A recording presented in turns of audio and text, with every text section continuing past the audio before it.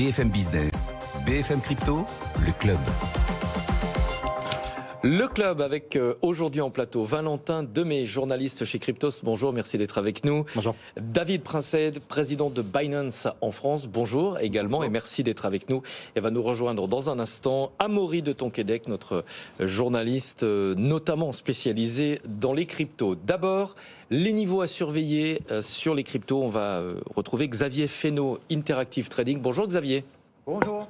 Merci d'être en ligne avec nous. Qu'est-ce que vous surveillez aujourd'hui? Où est-ce qu'on en est? Écoutez, on latéralise en fait depuis 2 semaines. On est scotché au plafond sur le marché des cryptos, sur les plafonds des plus hauts du dernier trimestre 2022. Alors pas de bobo pour le moment, on tient les 1000 milliards de dollars sur la capitalisation totale. Techniquement, tout va bien. On est toujours dans le cadre de cette impulsion haussière qui a débuté 2023. Mais c'est vrai qu'il y a blocage depuis 2 semaines. Pourquoi? Alors, vous en avez parlé juste avant. Ce sont effectivement ces anticipations des marchés dans l'ensemble, toutes classes d'actifs confondues d'ailleurs, de la suite des politiques monétaires, plus particulièrement celle de la Réserve fédérale américaine. Vendredi, on a eu les chiffres de l'emploi aux États-Unis qui étaient largement meilleurs que prévu. Ça donne cette marge de manœuvre en fait supplémentaire à la Fed de mettre un petit tour de vis supplémentaire si jamais les chiffres de l'inflation du mois de janvier qui seront publiés la semaine prochaine ne sont pas bons. Alors aujourd'hui, les opérateurs, même sur le marché des cryptos d'ailleurs, ne sont pas prêts à ajuster le curseur un peu plus sur achat ou un peu plus sur vente avant d'en savoir plus. En fait, le marché veut savoir, s'il y a vraiment des inflations en cours, comme Jérôme Powell l'a dit, et 2, si la Fed va profiter de ces très bons chiffres macroéconomiques pour resserrer un peu plus la vis monétaire. On verra tout à l'heure avec le discours de Jérôme Powell qui va s'exprimer justement pour la première fois depuis ces chiffres-là. Ça provoquera d'ailleurs probablement de la volatilité aussi sur le marché des cryptos, qui, je rappelle, est une classe d'actifs risqués et qui va suivre les marchés traditionnels.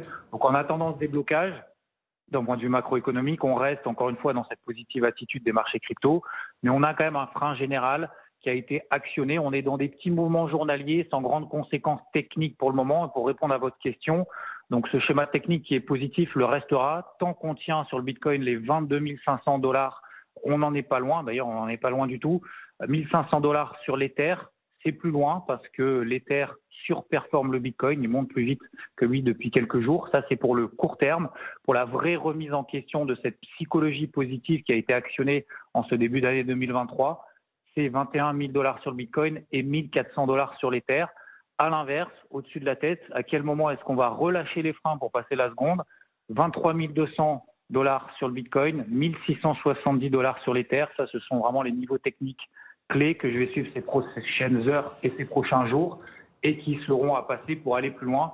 Donc on lève le pied après un mois de janvier qui a été quand même assez fou. Ça reste techniquement positif malgré ça. Un jour vert, un jour rouge. Il faut de la matière pour aller un peu plus loin. Il vaut mieux en ce moment se détacher de ces oscillations qui pour le moment finalement n'ont pas vraiment de signification. 22 919 $ pour le Bitcoin, 1631 pour l'Ether.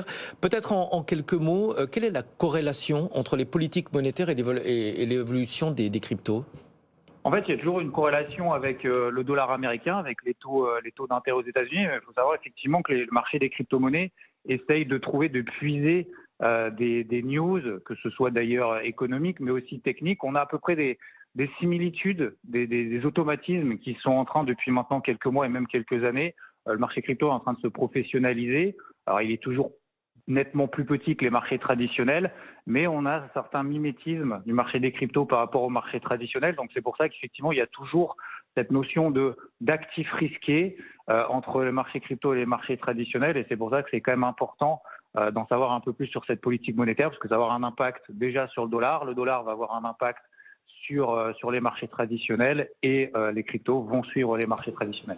Merci beaucoup Xavier Fesneau, Interactive Trading. En plateau donc, Valentin Demey, journaliste chez Cryptost, David Princet, président de Binance en France, et Amaury de Tonquédec qui nous a enfin rejoint et qui va également participer à cette interview. D'abord la partie actu avec Valentin Demey, je vous appelle Vincent, ça commence bien. Visa va se concentrer sur les échanges entre stablecoins et monnaie fiat.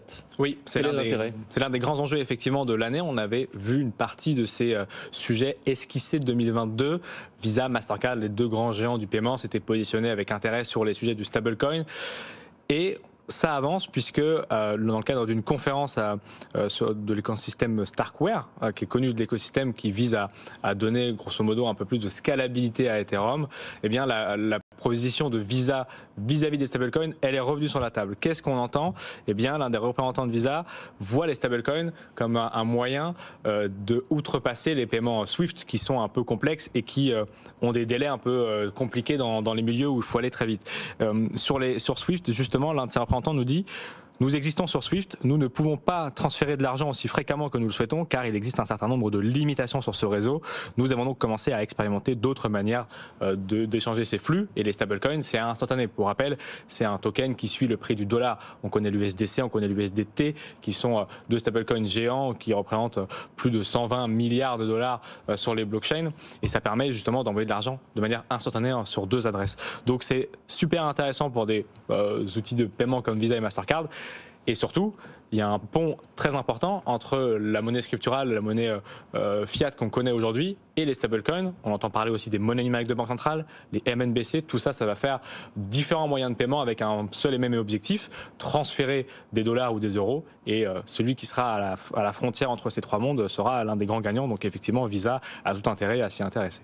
L'actu, c'est également un nouveau token qui est apparu il y a quelques jours. Il s'appelle FUD. C'est un acronyme. Qu'est-ce qui se cache derrière ce mystérieux token? Effectivement, Stéphane, c'est bien mystérieux ce qui arrive depuis quelques jours sur l'écosystème crypto, en partie, puisque c'est justement un des tokens que, vous l'avez dit, est arrivé il y a ce week-end, grosso modo, sur les réseaux, et qui a été listé sur certains échanges et qui vise à rembourser une partie des utilisateurs qui ont subi la faillite de FTX. On se rappelle, le 11 novembre dernier, la plateforme FTX, deuxième plateforme d'échange de crypto-monnaies au monde, se place sous le Chapter 11 aux États-Unis, et donc une partie des utilisateurs perdent les fonds qui étaient positionnés dessus. On rappelle, c'est une arnaque a priori. En tout cas, le procès aura lieu le 2 octobre prochain pour SBF, son fondateur, qui aurait a priori détourné une partie des fonds. Donc ce n'est pas propre à la blockchain et à l'écosystème des crypto-monnaies, cette arnaque-là, mais en tout cas, il y a entre 30 et 40 milliards de dollars qui ont été perdus. Et donc là, on voit fleurir depuis ce week-end un token, donc le FUD, qui a pour narratif de rembourser une partie des utilisateurs, qui a été lancé à $1, qui s'est échangé jusqu'à $70 l'unité sur les échanges ce week-end, et qui vise du coup à rembourser une partie des utilisateurs. Le problème, c'est qu'on ne sait pas vraiment qui est derrière, on ne sait pas qui a l'intention de rembourser ces utilisateurs, ni même comment ils seront remboursés. On n'a pas de white paper. Ce qu'on appelle des white papers dans l'écosystème, c'est un document qui nous explique qui est derrière, à quoi ça va servir, une roadmap, les objectifs, et comment ça va servir à financer les pertes des utilisateurs. On n'a rien de tout ça. On a DepthDAO, justement, un compte Twitter sur Twitter qui émet quelques tweets dans ce sens, mais c'est très flou, et pourtant, il est déjà, en termes de capitalisation, dans le top 100. Des crypto-monnaies les plus capitalisées, avec, quand il a eu ce week-end, $70 en top de marché. Donc il y a un engouement autour de ce token. Attention, on ne sait vraiment pas qui est derrière, on ne sait pas du tout, et a priori ça ne prend pas la bonne tournure d'une vraie opération pour rentabiliser les pertes. Ça s'est déjà vu dans le passé que des plateformes émettent des tokens pour justement retrouver les fonds des utilisateurs lésés dans le cadre d'un hack ou ce genre de choses. Là, aucune personne officielle de l'écosystème FTX ou autour de SBF n'ont communiqué sur ce sujet, donc attention à ce token qui se dit rembourser les utilisateurs lésés. Mais du coup, en l'absence de communication officielle, qu'est-ce qu'on fait? On reste à l'écart? On reste à l'écart, effectivement, on reste un petit peu éloigné de ce token. Surtout ne pas penser qu'on va faire fortune avec. Il a démarré à $1, il est monté à $70. Ça, on peut être tenté, mais attention, encore une fois, là, c'est des grandes promesses, mais on ne sait pas trop qui est derrière. Restons éloignés jusqu'à en savoir plus, à mon sens. Et puis on va parler du Lightning Network de Bitcoin, qui, lui, ne connaît pas le bear market.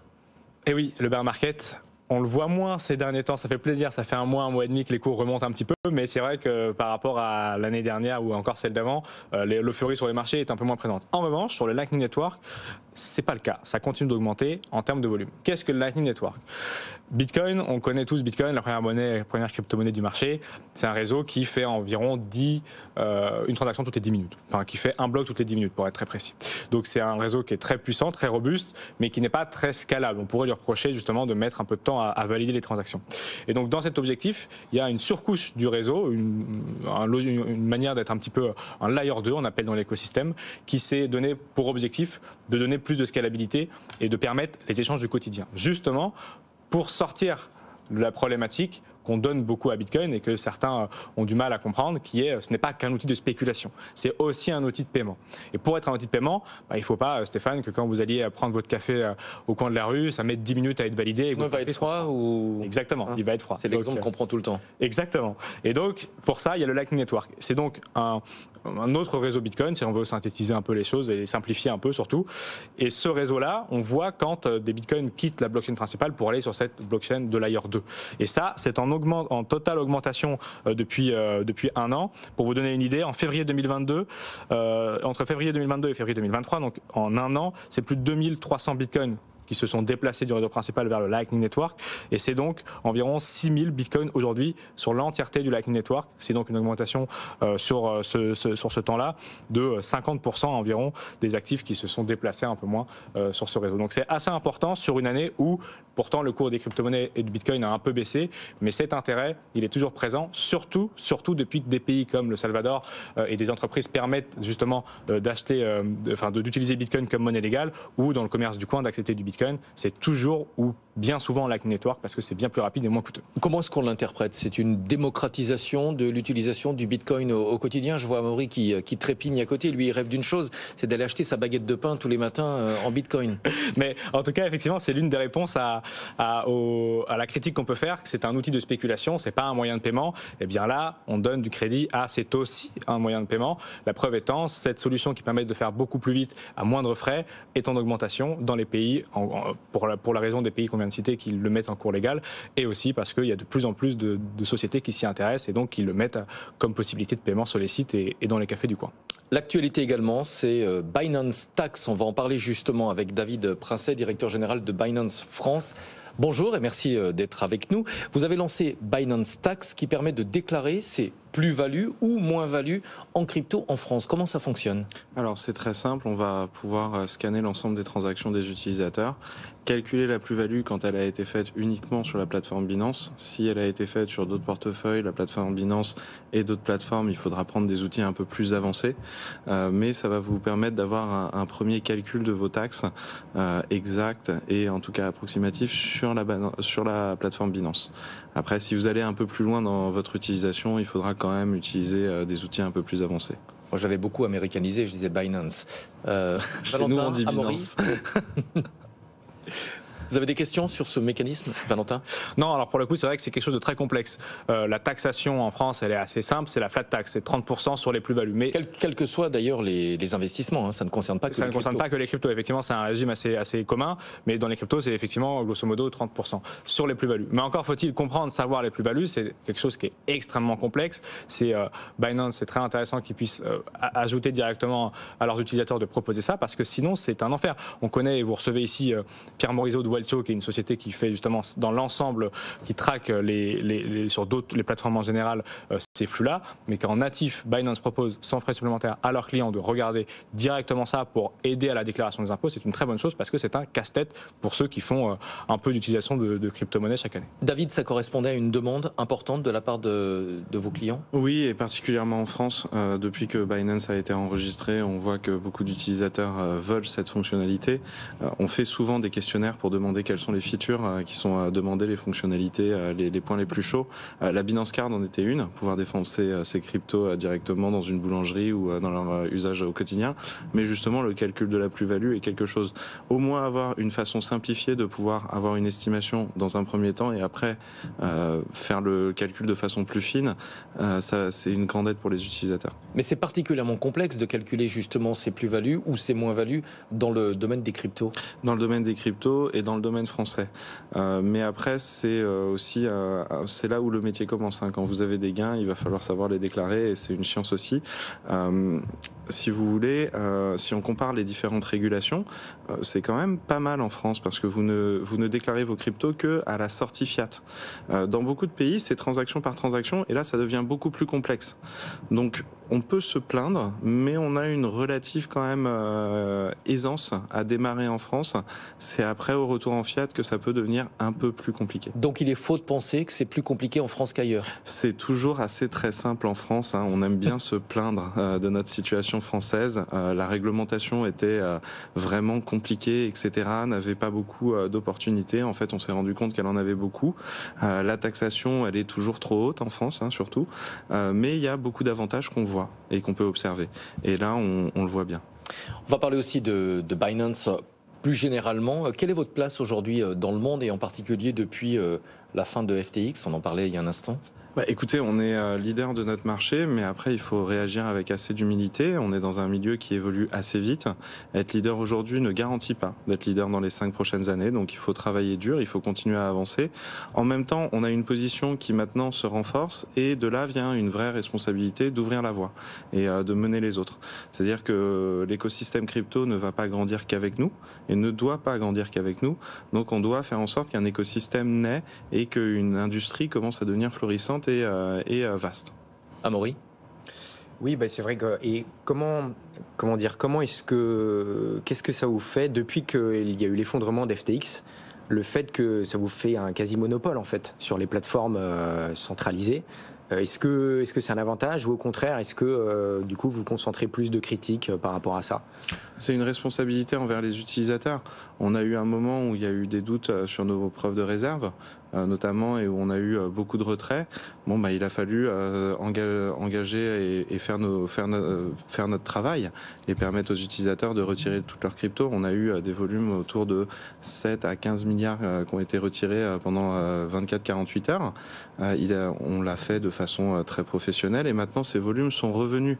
Qu'est-ce que ça fait? Ça fait que il y a une certaine crise de confiance qui peut s'instaurer sur les échanges centralisés dans un premier temps, mais après, c'est en faisant notre travail au jour le jour et en le faisant bien que la confiance s'instaure et en donnant aussi de la transparence à nos utilisateurs. Et ces fonds que les utilisateurs avaient retirés, du coup, il y a quelques semaines, au moment de la crise FTX, ils sont revenus dans la totalité, là, à l'instant T, ou alors il n'y a qu'une petite partie Quasiment la même quantité est revenue d'ici le mois qui est passé. On a eu un mois assez vivace, en plus en trading et en opportunité. On en a parlé récemment.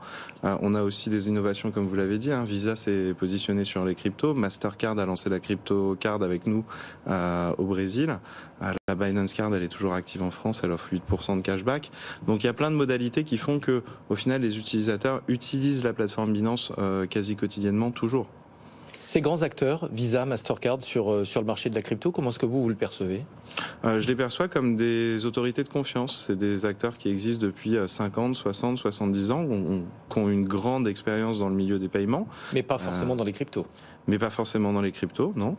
Encore que aujourd'hui, avoir de l'expérience dans les cryptos, faut savoir le définir. C'est un milieu qui est très naissant, donc des gens peuvent venir apprendre et commencer à avoir des vraies positions à l'intérieur.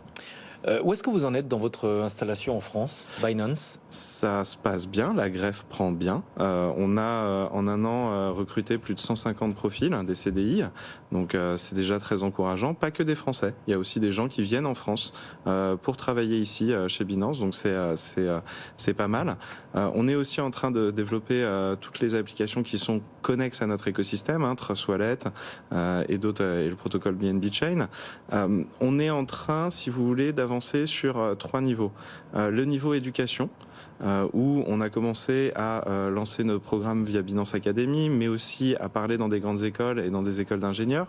On a aussi le niveau des territoires. On a annoncé notre Tour de France parce qu'on a fait beaucoup à Paris sur la première année. Maintenant, on se rend compte que les communautés, elles sont partout et il faut aller les voir. Donc, on va faire 12 régions en 12 mois.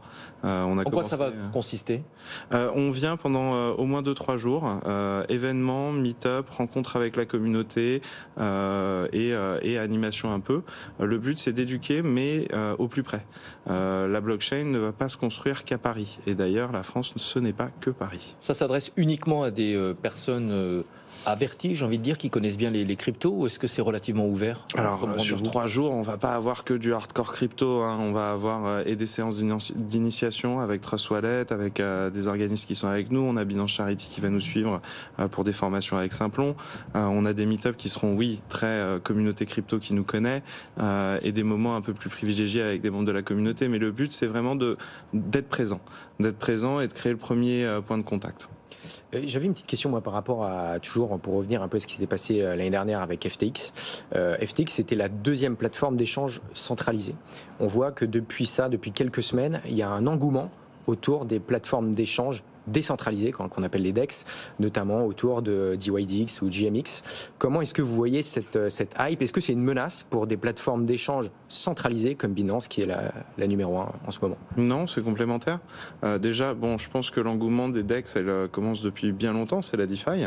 Et aujourd'hui, les DEX, c'est 22% de l'utilisation de la DeFi. Après, on a le liquid staking autour de 16%. Et c'est donc la principale utilisation de la DeFi. Et ça l'a toujours été. Donc on le voit, on l'observe. Effectivement, il y a eu une petite remontée des DEX au moment de. Maintenant, ça s'est stabilisé. Et pour moi, c'est complémentaire. C'est-à-dire que l'un va aller avec l'autre dans le futur. D'accord, et vous n'avez pas peur que cette narrative continue à se développer et que du coup, potentiellement, ça vous prenne un peu des parts de marché? Je pense que l'innovation doit avancer. Et je pense qu'avec l'écosystème qu'on est en train de créer, est-ce que ça nous mange des parts de marché ou est-ce que ça fait monter l'écosystème à une étape supérieure? Moi, je suis plus sur la deuxième raison. Et par rapport à la crise de confiance qu'il y a eu, vous avez mentionné tout à l'heure l'histoire de Proof of Reserve. Est-ce qu'il y a d'autres choses que vous avez prévu de mettre en place peut-être pour rassurer, pour recréer un lien de confiance avec les utilisateurs? Oui, il est encore trop tôt pour en parler, mais on a mis déjà en place pas mal d'outils. Tous les utilisateurs peuvent depuis leur compte vérifier que leurs fonds sont bien protégés, présents à l'intérieur de Wallet. On a publié tous nos wallets, vous pouvez les auditer en live. On a eu une première séquence d'audit qui a été faite. On va avoir une deuxième séquence d'audit qui va être faite, donc on avance sur ce niveau-là. Et on a aussi la réglementation qui nous oblige à avancer. La crise de confiance qui a été faite via FTX a fait que de nombreux pays vont mettre de nouvelles règles en place ou vont renforcer leurs règles, et la France ne fait pas exception. Justement, en matière de réglementation, la réglementation européenne, MiCA, Market in Crypto Asset, ça vous paraît être un avantage, un frein? C'est toujours la question qu'on se pose quand il y a des cadres réglementaires. Alors moi, où est-ce qu'on place le curseur? Moi, j'ai une vision, déjà, j'ai deux curseurs dans ma tête. C'est au jour d'aujourd'hui et demain. MiCA, on est d'accord que c'est dans le demain. Donc ce qui est important, c'est qu'il faut être leader au jour d'aujourd'hui et il faut préparer demain. Préparons MiCA. Aujourd'hui, on a des équipes en compliance qui sont prêtes et qui sont en ordre de bataille pour avancer. On voit que MiCA, le cadre, est très calqué sur la réglementation française, ce qui est une énorme opportunité pour tous les acteurs français qui ont intégré le cadre du PSAN d'être directement passeportable dans 27 pays. Et c'est vers là où on s'engouffre. Nous, notre priorité à l'heure actuelle, c'est de permettre à tous les utilisateurs français de récupérer l'intégralité des activités qui sont offertes par la plateforme en France et en Europe depuis la France. La France a ce rôle d'être avant-garde dans cet écosystème européen pour les autres pays. Du coup, vous pensez que ça donne un avantage, on va dire, compétitif à Binance France, le fait que ce soit calqué, comme vous dites, sur la réglementation française? Ça nous donne une opportunité. Après, justement, passer à la licence, c'est un énorme travail. C'est un travail qui demande beaucoup de ressources légales, compliance, de conformité aussi. C'est le passage d'une start-up à une institution financière. Valentin, est-ce que vous avez une question? Il nous reste un peu moins de 3 minutes. Non, mais effectivement, ça fait partie des gros sujets de l'année. Ça a été les gros sujets de 2 dernières années, puisque la réglementation MiCA a été votée sous présidence française de l'Union européenne. Donc ça a été des gros travaux de la France avec le régime qu'on connaissait avec Pacte, PSAN, en 2 étages, la fusée à 2 étages, on le synthétise souvent comme ça, c'est-à-dire l'enregistrement et l'agrément. L'avantage, effectivement, quand on est en France, c'est déjà que le soutien politique, il est présent. On a notre ministre de transition du numérique, Jean-Noël Barrot, qui est derrière l'écosystème des cryptos et qui a, à travers la voix des acteurs, beaucoup fait passer ces messages pour que la réglementation MiCA ne couvre pas mal ces acteurs et qu'elle puisse les encadrer. C'est le fameux eau et feu, réglementation, protection des consommateurs et innovation. Donc, effectivement, la France, aujourd'hui, a un rôle très important à jouer.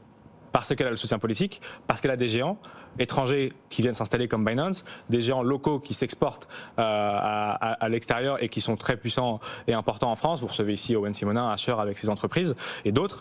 C'est important que ce tissu reste là.